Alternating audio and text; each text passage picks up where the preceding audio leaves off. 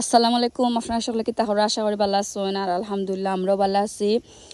আর এখান দেখতে পারা ফানি আর ফানি, আমরা ফানির মধ্যে আইয়া বন্দি হয়ে গেছি, আমরা বাড়ি যেতাম পারলাম না।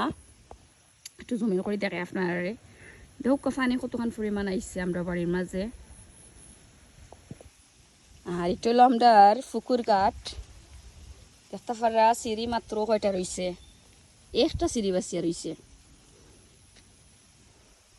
আর যারা যারা আপনারা আমার লাইক করা, কমেন্ট করা, শেয়ার করা, সাবস্ক্রাইব করা আমার চ্যানেল, আমি সবাইরে অসংখ্য অসংখ্য ধন্যবাদ জানাই।